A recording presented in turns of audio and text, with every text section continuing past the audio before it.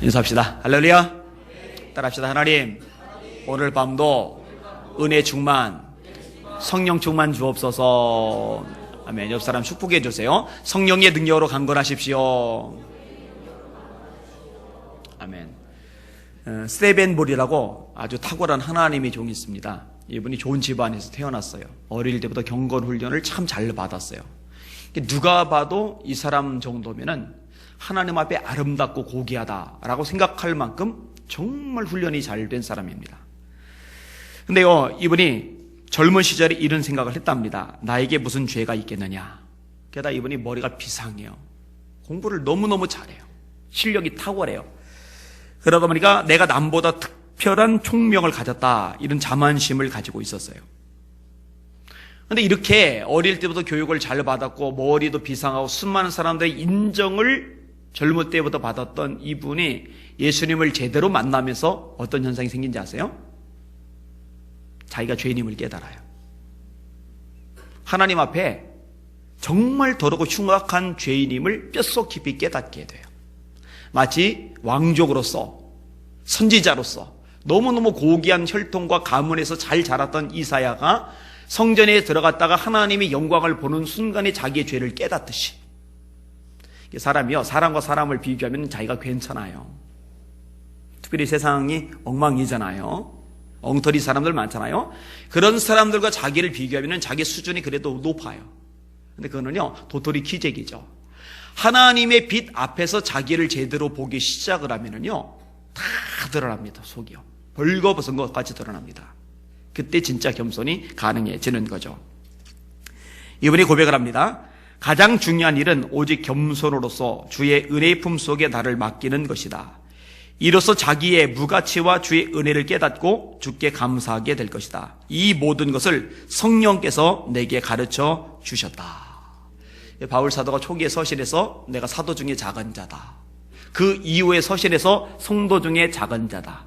노년에 수많은 교회 세우고 수많은 성경을 쓰고 수많은 영혼들을 구원해내고 명성이 땅끝까지 진동시키는 상황이 되었을 때 나는 죄인 중에 괴수다. 예수님의 빛 앞에 가까이 가면 갈수록 사람과 사람을 비교할 때 너무너무 위대한 존재인데 예수님의 빛 앞에서 자신을 보니까 자기가 죄인의 괴수에 불과하다는 것, 이게 뚜렷해지거든요. 그런 사람에게는 교만이 있을 수가 없는 거죠. 주님의 빛에서 멀어질수록 자기의 정체를 못 보게 되고 교만하게 되고 큰소리치게 되고 그렇게 되는 것뿐이죠. 사랑하는 여러분들, 겸손하실 수 있기를 주님의 이름으로 축원합니다. 오늘 설교 제목입니다. 따라합시다. 하나님께 겸비함이 복이다. 한 번 더요. 하나님께 겸비함이 복이다. 여러분, 겸손의 반대가 뭐죠? 교만. 다른 말로 하면 거만. 하나님이 교만한 사람, 거만한 사람 싫어하시죠? 따라합시다. 하나님이 교만한 사람을 물리치시되 겸손한 자에게는 은혜를 베푸시느니라. 교만한 사람이 이렇게 밀어내시는 거예요. 넌 가. 너는 별로야. 저리 가. 물리치는 거예요. 겸손한 자에게는 은혜를 부어주시는 거죠. 자, 교만은 인간의 본성이죠. 사람은요, 근본적으로 잘난 척하기를 좋아합니다. 사람은 근본적으로 자기를 좋게 보고 남을 나쁘게 보는 성향이 있습니다. 사람은 근본적으로 자기 중심적입니다. 그리고 자기 힘, 자기 노력, 자기 수단, 자기 방법, 자기 발버둥으로 뭔가 할 수 있다라고 생각하는 경향이 없지 않아 있습니다. 여러분, 그거 교만입니다. 하나님이 함께하지 않으시면은, 하나님이 도와주지 아니하시면은, 하나님이 축복하지 아니하시면은 나는 아무것도 할 수 없습니다. 그게 겸손이에요.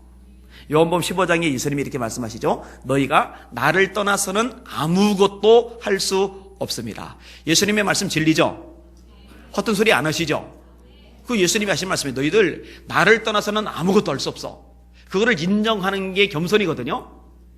근데 인간 본성이요, 그걸 인정하고 싶지는 않은 거예요. 그냥 자기가 노력하면, 자기가 발버둥을 치면, 자기가 지혜를 동원하면은 그래도 뭔가 할 수 있다라고 생각하는 성향이 있는 거예요. 그게 교만입니다. 은혜를 쉽게 망각하죠. 위치가 올라가면은요, 거들먹거립니다. 돈이 많아진다든지, 지위가 올라진다든지, 인기가 생긴다든지, 사람들에게 점점점 대접을 많이 받는다든지, 그러면 자기도 모르게 목에 이제 기부수 같은 게 생기기 시작을 해요. 여러분, 형편이 이전보다 훨씬 높아졌는데 이전과 똑같다. 이 사람은 굉장한 사람입니다. 정말 대단한 사람입니다. 사람 그러기가 힘들어요. 정말 어렵습니다. 이 교만은요, 자신의 위치를 쉽게 망각하는 데서 발생을 합니다. 여러분, 잘나봐야 종은 종입니다. 주인은 하나님 한 분뿐이십니다. 영광은 하나님 그분만이 받으셔야 합니다. 우리가 살아도 주를 위하여 살고 죽어도 주를 위하여 죽나니 사나 죽으나 우리가 주의 것이로다. 너희는 먹든지 마시든지 무엇을 하든지 다 하나님의 영광을 위하여 하라. 하나님께로 다 가야 되거든요. 그런데 이제 그것을 놓칠 때 그 조명을 내가 받으려고 하는 거죠. 그게 교만인 겁니다. 이런 교만의 뿌리는요, 성경에서 굉장히 깊습니다. 여러분, 인류 최초의 범죄가 뭐죠? 선악과 따먹는 거. 선악과를 누가 따먹었죠? 하와가. 여자가 문제예요. 하와가 따먹고 아담에게 줬어요. 남자는 여자 말 안 들을 거 들어서 이제 문제가 되는 거죠. 그런데 왜 하와가 선악과를 보고 마음이 넘어갔죠? 뱀이 꼬시는 말. 뭐라고 오셨어요? 너 눈이 밝아진다. 너 하나님처럼 된다. 여러분, 하나님과 사람은요, 본질이 다릅니다. 존재 자체가 다릅니다. 그런데 사람이 하나님처럼 되려고 하는 것, 이 교만이죠. 그 교만이 사단의 말에 넘어가도록 작용을 한 겁니다. 결국 교만 때문에 죄를 지었다고 볼 수 있는 겁니다. 그 다음에 아담의 아들이 가인입니다. 둘째 아들이 아벨입니다. 둘이 서로 하나님 앞에 예배를 드렸어요. 하나님은 예배에 대해서 관심이 많으시잖아요. 예배를 딱 내려다 보시다가 가인과 가인의 예배는 X자를 치셨어요. 네 예배는 내가 못 받겠다. 아벨과 아벨의 예배는 하나님의 동글뱅이를 치셨어요. 네 예배는 내가 받겠다. 그 차이가 뭐예요? 히브리서 11장이죠. 믿음으로 아벨은 가인보다 더 나은 제사를 하나님께 드림으로. 뭘로 아벨이 가벨보다 나은 제사를 드렸다고요? 믿음으로. 여러분들 이 자리에 하나님이 계시다는 거 믿으세요? 여러분이 하나님을 예배하며 하나님을 찾을 때 하나님이 갚아주신다는 거 믿으세요? 지난 수요일 날도 제가 얘기를 드렸잖아요. 예배는 하나님이 우리를 올가매기 위해서 주신 족쇄가 아닙니다. 올무가 아닙니다. 우리를 복 주시려고 주신 복의 통로입니다. 하나님이 눈여겨보시는 거예요. 자, 가인이 예배와 자신이 세트로 하나님께 받아들여지지 않았다는 사실을 알았을 때 겸손한 사람 같으면요, 하나님께 회개를 했을 거예요. 제가 믿음이 없이 예배 드렸습니다. 하나님이 계신데, 하나님이 이 예배를 보고 계신데 제가 그것을 망각하고 예배드렸습니다. 용서해 주세요. 이렇게 할 거예요. 그런데 교만한 사람은요, 절대로 자기 잘못이라고 말하려고 안 해요. 남 탓을 하죠. 희생양을 찾죠. 저놈만 없었으면 내 예배 하나님이 받으셨을 거야. 아벨이 미운 거예요. 그리고 아벨을 제거해 버린 거예요. 아벨을 죽였잖아요. 교만이죠, 교만. 자, 그 다음에 가인의 후예 중에 라멕이 나옵니다. 라멕이 살인을 저질렀어요. 그리고는 이렇게 말을 합니다. 창세기 4장 23절입니다. 라멕이 아내들에게 이르되 아다와 실라여 내 목소리를 들으라. 라멕의 아내들이여 내 말을 들으라. 나의 상처로 말미암아 내가 사람을 죽였고 나의 상함으로 말미암아 소년을 죽였도다. 가인을 위하여는 벌이 7배일진데 라멕을 위하여는 벌이 77배 1이로다 하였더라. 죄를 지어놓고 떠벌리는 거예요. 큰 소리 치는 거예요. 잘난 척하는 거예요. 교만의 정점이죠. 그 다음에 이제 인류 전체가 하나님 앞에 교만한 태도를 보이는 내용이 창세기 11장에 넘어가서 드러납니다. 바벨탑 사건이죠. 11장 1절 내용을 읽어드릴게요. 온 땅의 언어가 하나요 말이 하나였더라. 이에 그들이 동방으로 옮기다가 신할 평지를 만나 거기 거류하며 서로 말하되 자 벽돌을 만들어 견고히 굽자 하고 이에 벽돌로 돌을 대신하며 역청으로 진액을 대신하고 또 말하되 자 성읍과 탑을 건설하여 그 탑 꼭대기를 하늘에 닿게 하여 우리 이름을 내고 온 지면에 흩어짐을 면하자 하였더니 하나님 빼먹었죠. 귀찮은 거예요. 싫은 거예요. 우리 이름을 걸자. 그러니까 하나님을 위해서 탑을 쌓은 게 아니에요. 자신들의 이름을 걸기 위해서 탑을 쌓은 겁니다. 그리고 창세기 6장에 노아의 홍수 사건이 있었잖아요. 이 홍수 때문에 많은 사람이 죽었다는 것을 그 세대 사람들은 너무나 뚜렷하게 기억을 하고 있어요. 그런데 탑을 구름 위까지 높이 쌓을 수 있다면은, 그렇게 쌓을 수 있다고 생각한 게 착각이긴 하지만 아무튼 그렇게 높이 쌓을 수 있다면은 홍수가 내려서 물이 차도 더 이상 빠져 죽지 않을 거라는 얄팍한 잔머리가 거기서 작용을 한 거죠. 여러분, 하나님 제끼고 자기 이름 거는 거 교만이죠. 하나님의 심판을 인간의 잔머리로 피할 수 있다라고 생각하는 거 교만이죠. 여러분, 하나님의 심판은 절대로 인간이 못 피합니다. 누가 감히 하나님의 심판을 피할 수가 있겠습니까? 절대 피할 수 없어요. 자, 창세기에서부터 제가 일부만 인용을 한 겁니다. 1장부터 해서. 그러니까 아까도 말했듯이 인간의 교만은요, 뿌리가 깊어요. 아담부터 시작이 돼요. 그리고 지금에 와서 전 인류에게 이 교만의 특징들이 있다는 거죠. 이게 문제입니다. 오늘 본문에 등장하는 르호보암도요, 이 교만 때문에 탈이 납니다. 소개를 좀 간략하게 해드릴게요. 르호보암은 솔로몬의 아들입니다. 세겜 지역에 가죠. 왜 갑니까? 백성들 만나려고. 근데 백성들이 르호보암 왕에게 한 가지 제안을 합니다. 솔로몬 왕, 다시 말해 르호보암의 부친이 메웠던 무거운 멍에들 좀 가볍게 해달라는 거예요. 왜냐하면 솔로몬이 건축을 많이 했거든요. 여러분 아시다시피 건축에는 돈과 노동력이 굉장히 많이 들어갑니다. 지금은요 기계가 좋죠. 옛날엔 사람 손으로 다 하다 보니까요 어마어마한 노동력이 들어가는 거예요. 그러다 보니까 백성들이 지쳐요. 게다가 세금을 많이 내다 보니까 궁색해요. 그래서 르호보암 왕 앞에 와가지고 그 세금 좀 줄여달라고, 멍에 좀 가볍게 해달라고 요청을 한 겁니다. 르호보암이 3일 후에 다시 오라고 해놓고는 왕궁에 돌아가요. 그리고 자기 아버지 솔로몬 밑에서 나라를 통치하던 신하들, 노련한 신하들, 지혜로운 신하들하고 면담을 합니다. 그들이 잘 얘기를 합니다. 임금님, 백성들의 마음을 잘 헤아려 주시고 좋게 대답을 해주세요. 그러면 그들이 영영이 왕의 종이 될 겁니다. 근데 이제 갓 왕이 된 르호보암의 마음속에 그 말들이 탐탁치를 거예요. 폼이 안 나잖아요. 그죠? 자신이 왕이 되자마자 초반부터 고개 숙이고 들어가려고 그러니까 기분이 안 좋잖아요. 그래서 에이 그러고 나와서 자기하고 함께 자란 젊은 신하들하고 이제 이야기를 시작하는 거예요. 젊은 신하들이 패기는 있지만 지혜가 모자라잖아요. 큰 소리 빵빵 치는 거예요. 임금님 초반에 잡아야 됩니다. 초반에. 그러니까 임금님의 새끼손가락이 솔로몬 왕의 허리보다 굵다고 말씀하세요. 여러분 새끼손가락이 허리보다 굵으면 말 다 한 거죠. 무슨 얘기냐면요, 비유적인 건데 왕께서 솔로몬 왕보다 더 위대하십니다. 이렇게 공부하라는 얘기예요. 폼나잖아요. 폼나잖아요. 내 아버지 솔로몬은 채찍으로 너희를 다스렸는데 나는 전갈로 너희를 다스릴 거다. 이렇게 말하세요. 채찍 힘들잖아요. 아프잖아요. 그런데 전갈은 채찍과 비교하지 못할 만큼 무섭잖아요. 어리석은 충고죠. 얼마나 포악한 말입니까? 3일 후에 갔어요. 세겜의 백성들이 잔뜩 모였어요. 큰 소리 빵빵 치면서 내 생기손가락이 우리 아버지 허리보다 굵어. 우리 아버지는 채찍으로 너희를 다스렸는데 나는 전갈로 다스릴 거야. 백성이 반역을 일으켰어요. 그래서 12지파 중에 10지파가 쪼개져 나가고 2지파만 남게 됩니다. 이게 르호보암입니다. 어리석죠.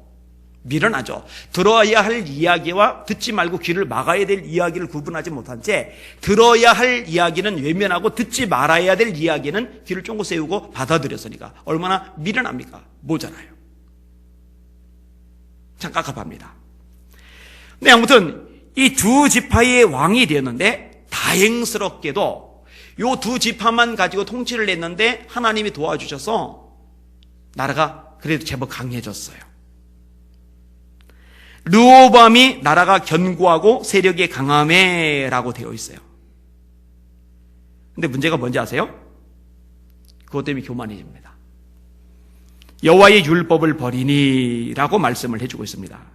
여러분 하나님의 백성에게 가장 큰 교만 중에 하나가 뭐냐면요, 하나님의 말씀을 버리는 겁니다. 여러분 이 하나님의 말씀이 진리라고 믿으세요? 이 하나님의 말씀을 마땅히 순종해야 된다라고 인정하세요? 그죠? 그게 마땅한 거잖아요. 근데 이 말씀을 멀리하고 이 말씀을 버리는 것, 그것이 교만의 기초입니다. 하나님은요, 이 말씀을 버리는 행위를 가리켜서 하나님을 버리는 행위라고 이야기를 합니다. 여러분, 사무엘이요, 사울 왕에게 이런 말을 합니다. 왕이 여호와의 말씀을 버렸기 때문에 하나님도 왕을 버려 더 이상 이스라엘 왕이 되지 못하게 하셨습니다. 하나님을 버린 게 아니에요. 하나님은 안 버렸다고 생각을 해요. 그런데 뭘 버렸어요? 말씀을 버렸어요. 말씀을 멀리하는 거예요. 근데 사무엘 선지자가 왕 앞에 바른 소리를 하는 거예요. 얼마나 듣기 싫겠어요, 그런 소리. 왕이 하나님의 말씀을 버렸기 때문에 하나님도 왕을 버렸습니다. 왕 더 이상 왕 못 됩니다. 그게 말씀의 중요성입니다. 이 말씀을 버린다고 하는 의미는 다양한 의미를 가지고 있습니다. 예를 들어서 읽지 않고 듣지 않는 것. 예를 들어서 듣되 소홀히 듣는 것. 한 귀로 듣고 한 귀로 흘리는 거죠. 듣되 마음에 드는 것만 듣는 것. 듣되 따르지 않는 것. 순종하지 않는 것. 따르지 않으면서도 두려워하지 않는 것. 이런 것들을 통칭해가지고 하나님의 말씀을 버렸다 얘기를 하는 거예요. 하나님이 아말렉 진멸하라고 말씀하셨는데 사울이요, 들었잖아요. 분명히 들었는데 흘려듣죠. 안 따르죠. 안 따르고 나서도 두려움도 없죠. 그것을 가리켜서 사무엘이 말한 겁니다. 왕이 하나님 말씀 버렸습니다. 그래서 하나님도 왕을 버리시는 겁니다. 근데 이런 걸 가지고 고스란히 지금 한국교회에 적용을 해보면요, 생각보다 참 심각해집니다. 왜냐면은 하나님의 말씀을 잘 안 들어요. 흘려들어요. 가려들어요. 그리고 움직이질 않아요. 그리고 움직이지 않으면서 두려움조차도 없어요. 그래서 저는 그게 두려워요. 하나님께서 한국교회를 버리시면 어쩌나. 저는 그게 정말 두려워요. 하나님이 버리시면 끝납니다. 사울 왕이지만 권력자지만 최고의 권세와 부귀를 다 가졌지만 결국 끝나잖아요. 그거는 한 개인만이 아니고 한 왕만이 아니고 한 나라도 마찬가지거든요. 여러분, 하나님의 말씀을 꼭 붙잡으시기를 주님의 이름으로 축원합니다. 그렇게 하셔야 돼요. 자, 문제가 뭐냐? 이 왕이 하나님의 말씀을 버리니까, 이렇게 교만을 떠니까 백성들이 본받는 거예요. 온 이스라엘이 본받은지라. 이 주변 사람들에게 이 죄는 번져가는 영향력이 있어요. 특별히 리더에 서 있는 사람일수록 영향력이 큽니다. 여기서 이제 본인이 리더라고 생각하는 분들은요, 그래서 잘 하셔야 돼요. 왜냐면 여러분들을 보고 있어요. 새신자들이 보고 있어요. 젊은 세대가 보고 있어요. 보고서 예수는 저렇게 믿는 거구나. 신앙생활은 저렇게 하는 거구나. 교회에서 봉사와 충성은, 예배는, 그리고 기도는, 그리고 전도는 이렇게 따라가야 되는 거구나. 이걸 보고서 그대로 배워가거든요. 여러분의 삶이 모델이 되어 주시기를 주님의 이름으로 부탁을 드립니다. 안 좋은 것도요, 전염성을 지니는 거예요. 마치 누룩과도 같은 거예요. 가루 선말 속에 누룩을 조금 넣으면은 조금 넣었을 뿐인데 전체에 번지잖아요. 이 좋지 않은 것에 전체에 번지는 성향이 되게 많아요. 고라가 반역을 일으켰을 때 고라 혼자의 반역으로 끝나지 않습니다. 족장 250명이 가담을 합니다. 번져요, 번져. 이런 것은요, 오늘날 교회도 동일하게 나타날 수 있어요. 다시 말씀드립니다. 교만이 뭐냐? 하나님의 말씀을 버리는 것. 그게 본질적인 교만입니다. 하나님의 말씀을 하나님의 말씀으로 인정하지 못하고 가까이 하지 못하는 것, 그게 교만이에요. 말씀과 상관없이 살아도 말씀을 내가 꼭 붙잡고 살지 않아도 얼마든지 세상을 살아갈 수 있다고 생각하는 것, 그게 교만이에요. 그러니까 거들먹거리고 막 손가락질하고 막 정죄하고 이것만 교만이라고 생각하지 마세요. 또 본질적인 면에서 겉보기엔 예의범들이 바르고 사람이 참 빤듯해 보이는데 말씀을 저버리고 사는 사람이 교만한 거라는 것 잊지 마시기를 주님의 이름으로 축원합니다. 그래서 오늘 본문에 보면은요, 이렇게 말씀합니다. 1절에는 말씀을 버렸다라고 얘기해놓고 저희가 여호와께 범죄하였으므로, 자, 르호보암이 말씀을 버렸어요. 백성들이 그 모습을 본받았어요. 이것을 가리켜서 저희가 하나님께 범죄했다라고 이야기를 해요. 이런 범죄라고 하는 것은요, 인간적인 기준과 잣대로 평가하는 게 아닙니다. 절대적으로 하나님의 말씀에 비추어서 죄를 규정하는 겁니다. 그래서 이 죄라는 용어를 쓸 때 하마르티아라는 말을 쓰는데, 하마르티아라는 말은 관역이라는 뜻입니다. 관역이 있는데 이 관역을 넘어가거나 이 관역에 못 미치거나 관역을 빗나가거나 이것이 죄입니다. 이 관역이 뭐냐? 하나님의 말씀입니다. 말씀이 있는데 말씀을 넘어가거나 말씀에 못 미치거나 말씀에 빗나가는 모든 것이 죄입니다. 그러니까 인간 사회에서 사람들 보기에는 아무런 문제가 없어도 하나님의 말씀에 못 미치는 것, 말씀에 넘어가는 것, 말씀에 빗나가는 것이 하나님 앞에서는 죄라는 사실을 깨닫는 것이 지혜인 줄 깨달으시길 바랍니다. 그게 이제 바람직한 신앙생활, 하나님께서 원하시는 신앙생활의 모습인 거죠. 나는 우리 성도들에게 그런 영안이 열려졌으면 좋겠어요. 그렇게 되시기를 주님의 이름으로 축원합니다. 아멘. 자, 교만한 자에게 하나님의 심판이 임하죠. 2절에서 5절까지 같이 읽을게요. 시작. 그들이 여호와께 범죄하였으므로 르호보암 왕 제5년에 애굽 왕 시삭이 예루살렘을 치러 올라오니 그에게 병거가 1200대요 마병이 6만 명이며 애굽에서 그와 함께 온 백성 곧 리비아와 숫과 구스 사람이 헤아릴 수 없이 많더라. 시삭이 유다의 견고한 성읍들을 빼앗고 예루살렘에 이르니 그때 유다 방백들이 시삭의 일로 예루살렘에 모였는지라. 선지자 스마야가 르호보암과 방백들에게 나와 이르되 여호와께서 이같이 말씀하시기를 너희가 나를 버렸으므로 나도 너희를 버려 시삭의 손에 넘겼노라 하셨다 한지라. 아멘. 자, 5절에 보니까 재미난 구절이 나오죠. 스마야 선지자가 말을 합니다. 하나님의 말씀, 너희가 나를 버렸으므로 나도 너희를 버렸다. 아까 사무엘 선지자가 사울 왕이 했던 말하고 무슨 차이예요? 거기는 말씀을 버렸다고 되죠. 말씀을 버리고 멀리하는 것은요, 하나님을 버리고 멀리하는 것과 똑같아요. 나 하나님 믿고 있는데, 나 하나님 잘 섬기고 있는데, 근데 말씀과의 관련성이 굉장히 중요한 겁니다. 아까 1절에 언급했죠. 말씀을 버렸다. 근데 하나님 걸로 하나님을 버렸다로 받아들이시는 겁니다. 자, 애굽 왕 시삭이 쳐들어왔습니다. 대단한 시련이죠. 병거가 1200성, 마병이 6만. 게다가 애굽에서 쫓아나온 무리들, 숲, 구스 사람이 불가성서, 셀 수 없을 정도로 굉장히 많아요. 하나님이 심판을 행하시는 거예요. 여러분, 하나님이 심판을 행하실 때는 이유가 있어요. 깨달으라고 행하시는 거예요. 돌이키라고 행하시는 거예요. 그리고 겸손해지라고 행하시는 거예요. 하나님을 인정하고 하나님께 매달리라고 심판을 행하시는 거예요. 그게 하나님이 심판을 행하시는 목적입니다.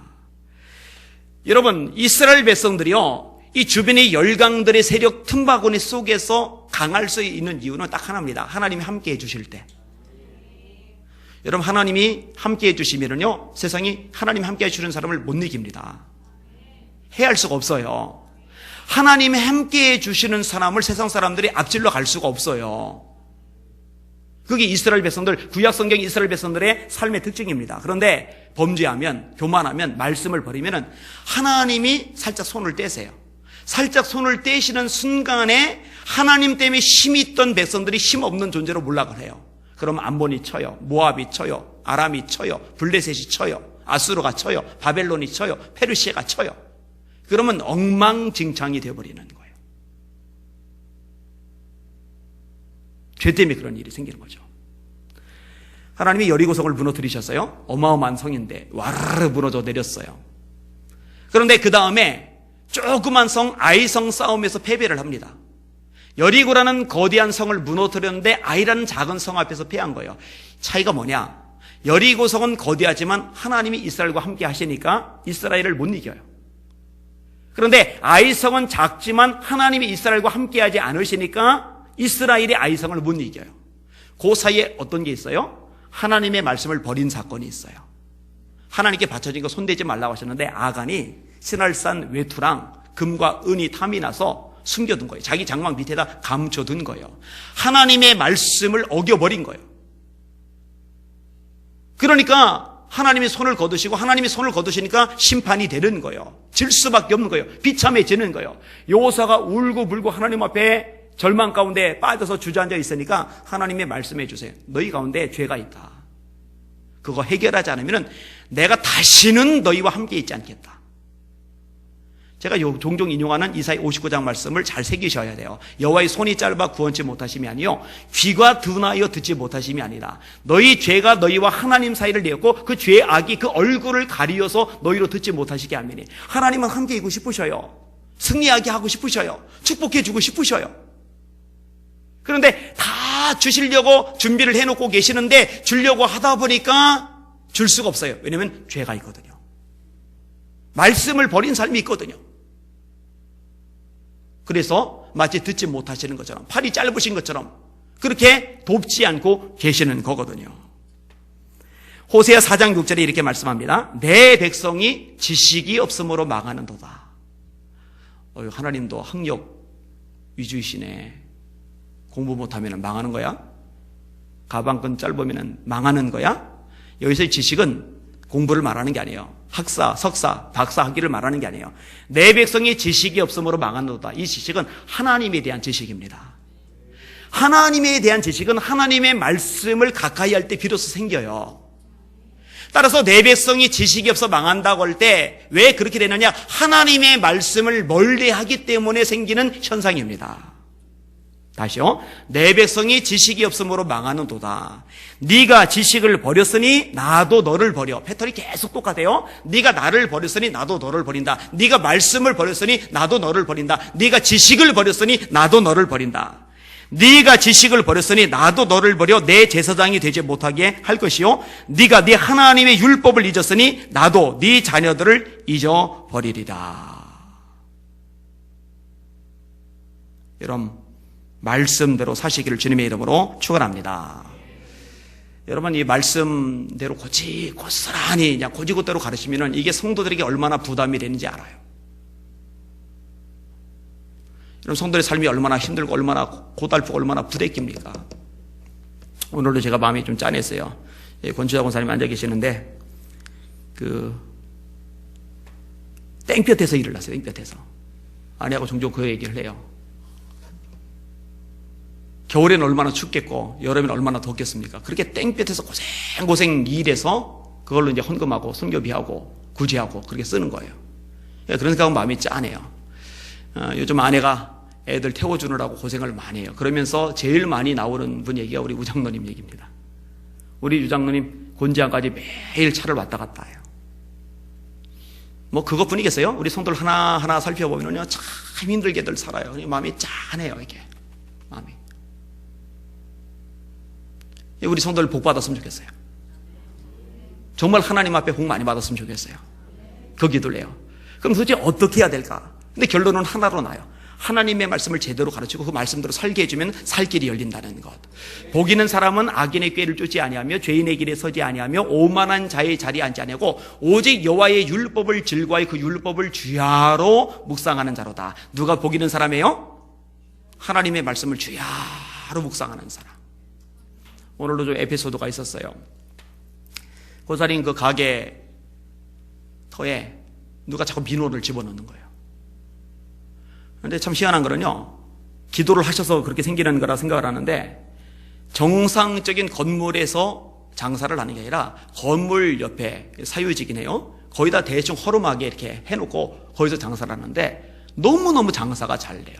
그러니까 누가 이제 세금을 부렸나 봐요. 민원이 계속 들어가요. 민원이 들어가니까 구청 직원들이 오는 거예요.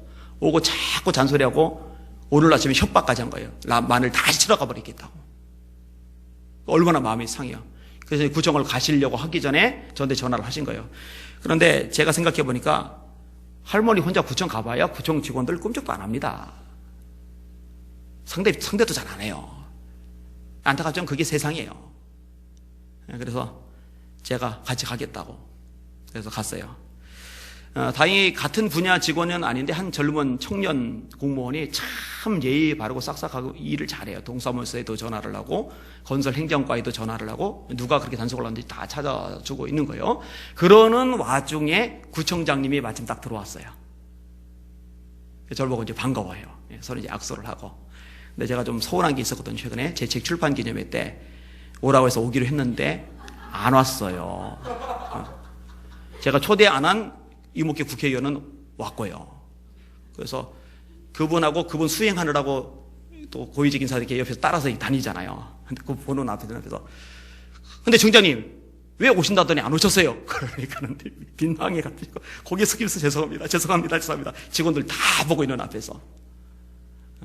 그리고 나서 두 번째, 내가 할머니 한 분 때문에 왔는데 이렇게 다 이게 어렵게 힘들게 먹고 살려고 애를 쓰는데 이런 거 좀 배려해 줘야 되지 않냐 했더니 그 정도는 봐줘도 될 것 같은데 혹시 계속 문제가 생기면 다시 얘기해 주세요 그러는 거예요.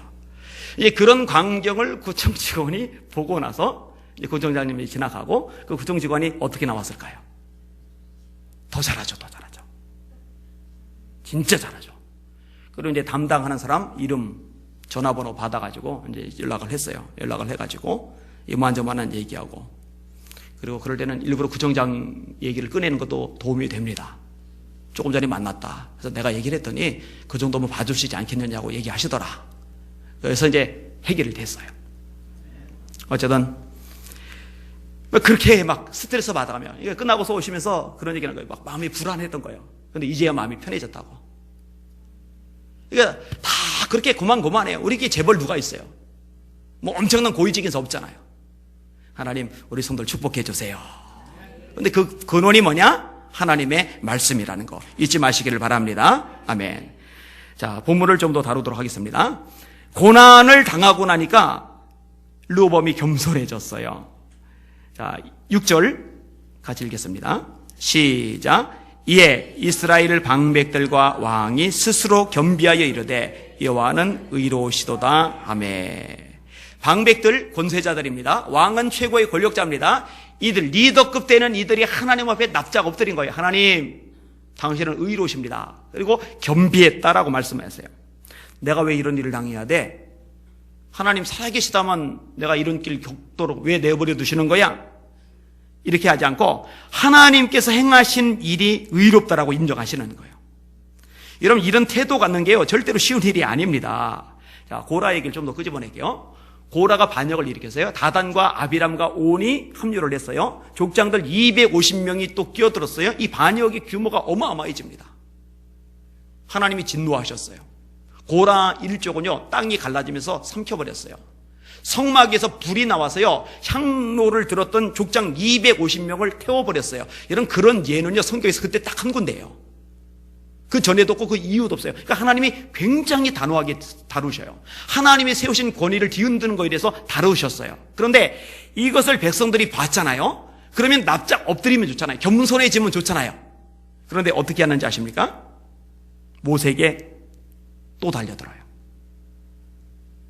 니들이 하나님의 백성 다 죽인다. 모세와 아론이 백성들을 죽인 게 아닙니다. 그들이 불순종해서 벌받아서 심판받아 죽은 겁니다.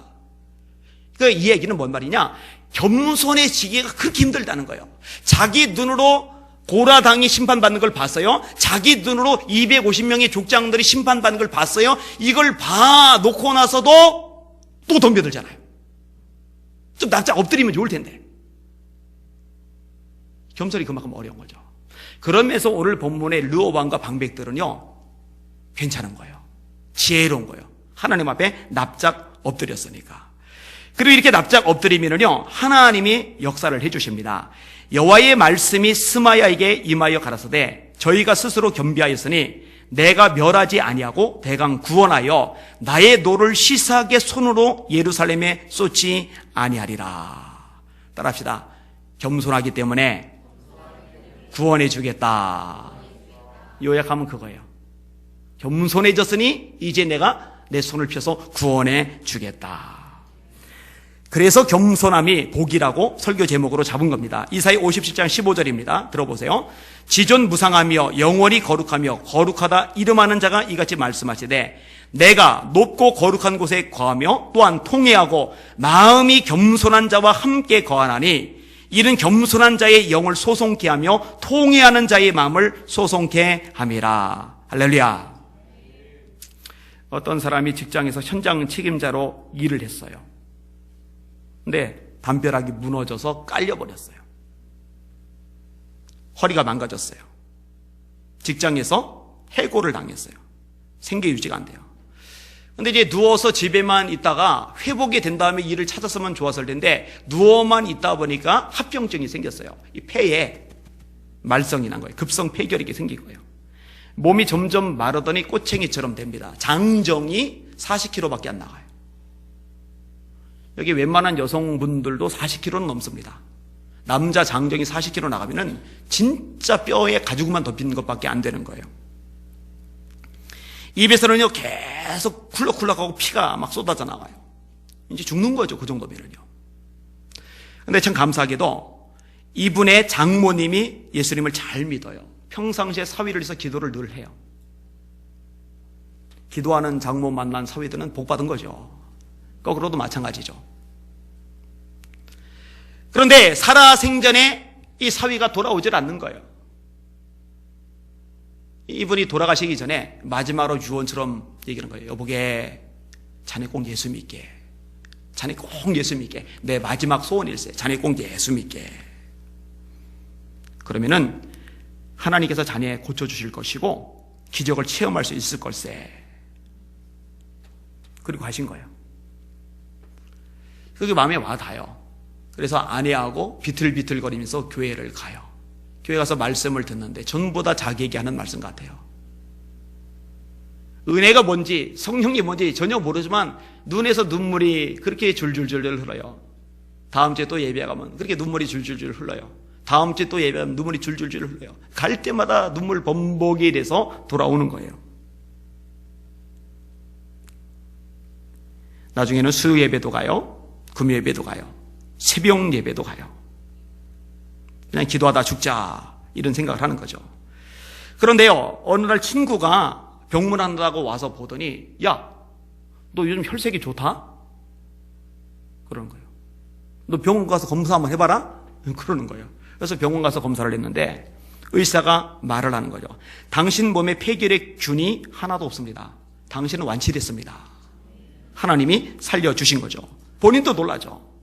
이게 건강진단서 직장이 제출하니까 잘렸던 그 직장에서 도로 받아줘서 직장 문제, 먹고 사는 문제도 해결이 되었어요.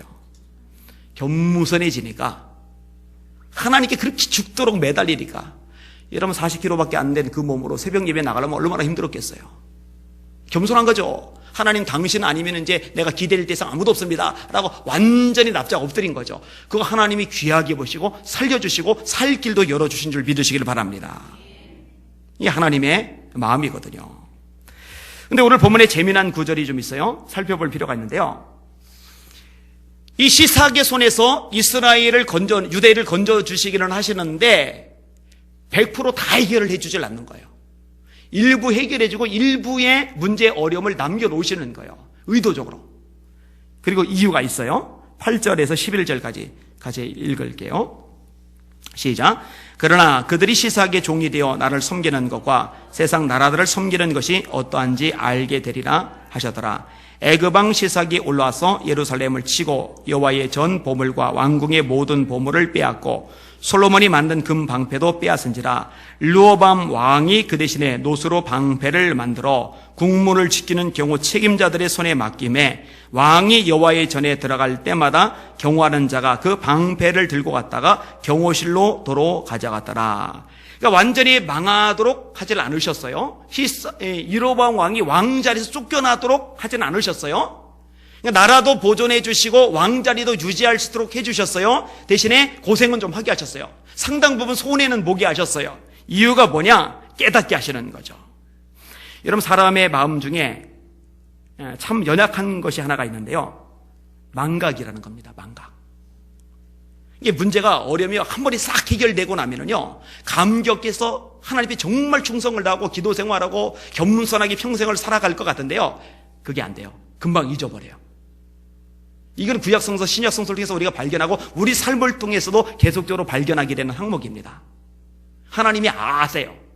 그래서 어느 정도 여지를 남겨놓으시고 하나님을 의지하는 손을 놓지 않도록 장치로 그렇게 해놓으신 거예요.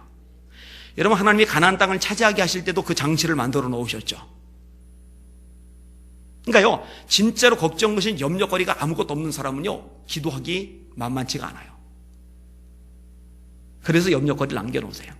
문제거리를 남겨놓으세요. 그리고 정말 기도해야 되는데, 정말 겸손해야 되는데, 정말 하나님 앞에 매달리고 부르짖어야 되는데, 정말 그래야 될 상황인데 가만히 있는 사람에게는 그렇게 할 수밖에 없는 상황으로 때로 몰아가세요.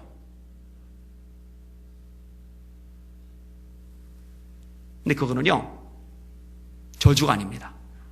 복이고 사랑인 줄 깨달으시길 바랍니다. 그래서 성경을 말씀합니다. 따라합시다. 징계가 없으면 사생자요 참 자식이 아니니라. 사랑하기 때문에 징계도 주시는 줄 믿으시기를 바랍니다. 말씀을 맺겠습니다. 따라합시다. 하나님께 겸비함이 복이다.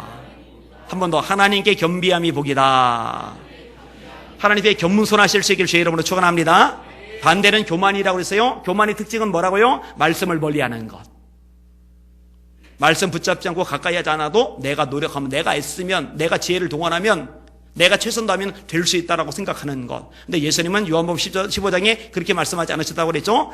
너희가 나를 떠나서는 아무것도 할 수 없습니다. 여러분, 저에게 바짝 붙어 있지 않으면 자식 키우는 거 안 됩니다. 사업하는 거 안 됩니다. 장사도 안 됩니다. 직장도 안 됩니다. 뭐든지 안 됩니다. 아예 그렇게 단정을 지으세요. 주님과 꽉 붙어 있을 때, 말씀 안에 내가 다 머물러 있을 때, 그때 비로소 길이 열린다. 이것이 여러분의 이 머릿속에, 여러분의 가슴속에 아주 강력하게 새겨져 있을 수 있기를 주님의 이름으로 축원합니다. 그게 복이거든요. 자, 12절. 르호보암이 스스로 겸비하였고 유다의 선한 일도 있으므로 여호와께서 노를 돌이키사 다 멸하지 아니하셨더라. 겸손했더니 하나님이 노를 돌이키셔요. 기회를 주신다는 말입니다. 겸손은요, 자기 비하가 아닙니다. 자기 멸시가 아닙니다. 하나님 되심을 인정하는 것이고, 그 앞에서 내가 어떤 존재인지를 망각하지 않는 겁니다. 그렇게 그 하나님을 붙잡고 하나님을 의지하며 하루하루를 살아가는 것, 그게 겸손입니다. 우리 성도들은 한 사람도 빠짐없이 하나님 앞에 겸손한 분들 되시기를 예수님의 이름으로 축원합니다. 아멘. 기도하겠습니다.